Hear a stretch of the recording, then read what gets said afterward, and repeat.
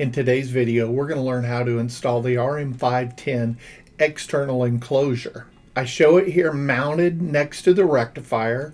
Things you need to know before getting ready to install it is where you're going to mount it, where the dome is going to be placed, and if you need conduit to run from the external box over to the rectifier.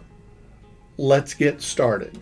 For this install, I'm going to hook up the amps to channel 1, volts to channel 2.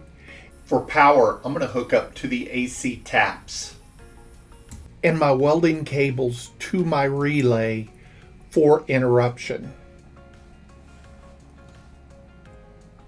Here I have my wires hooked up for channel 1 and channel 2 for my amps and my volts.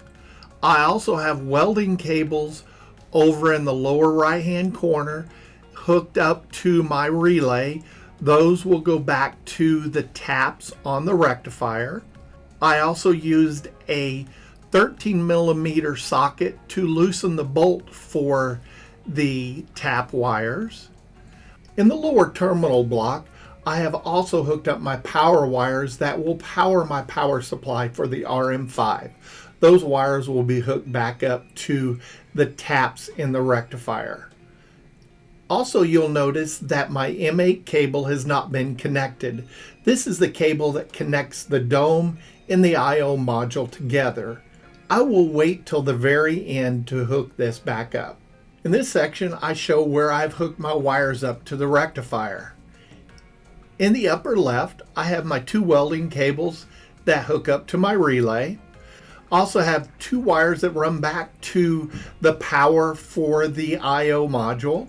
This is 10 to 30 volts AC that I needed to find to get this power here. Now I also have 2 wires hooked up to the shunt, and then 2 wires hooked up for my volts. Now that I have all my wires hooked up, I've turned the rectifier on, and now I've hooked up my M8 cable to my I/O module and my dome.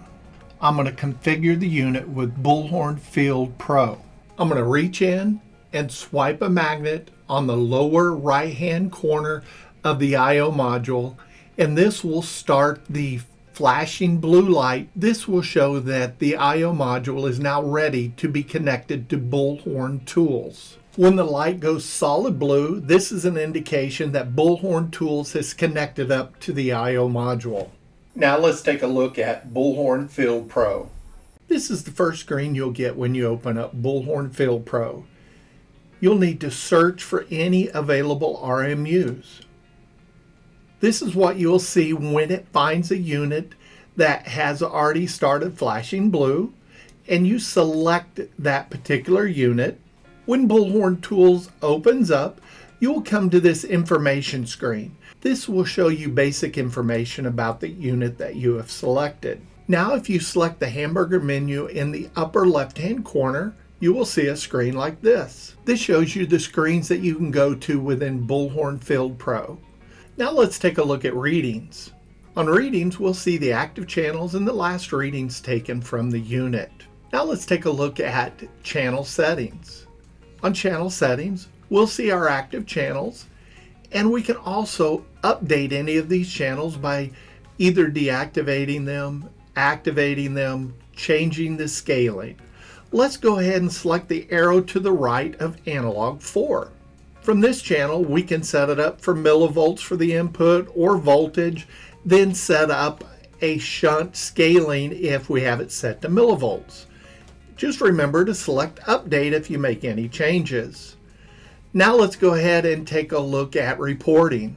On reporting, we can set up the mode for repeat or select a particular day of the month, when to start our reporting, and what time to report in, and how often it should report in.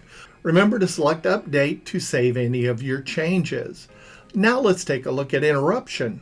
By default, the interruption mode is typically set to off unless you've set it from Bullhorn Web. The interruption mode has 3 modes: interruption off, interruption on, and cathodic protection off. Interruption off is just saying that there is no schedule for interruption set at the unit. Interruption on is a schedule that you can set up locally to tell it to interrupt and stay interrupting until you send a command to tell it to stop, or log back in with Bullhorn Field Pro and tell it to stop. Cathodic protection off just tells it to switch from a normally closed relay to a normally open relay, shutting your current off on your pipeline. Now let's take a look at the settings for interruption on. Here we can tell it what our output mode is, normally closed. That's going to be most of your relays. We can also tell it its on-off schedule, and we can also tell it what the cycle begins with, if it's off or on. Just want to make sure that matches any other rectifiers that you have interrupting. And once again, don't forget to hit update if you made any changes. Now let's go ahead and see what test message says. For our test message, you can send a test message back to Bullhorn Web with your current reading. This may take just a few moments or a couple minutes depending on what type of unit you have. Now let's go ahead and look at tools. Tools will tell you your signal quality.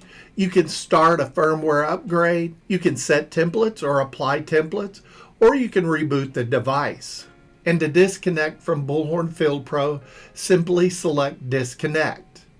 If you should happen to forget to disconnect from it and you just close your tablet and walk away, when you get about 20 feet from the unit, the I/O module will start blinking blue again as it is disconnected from the unit.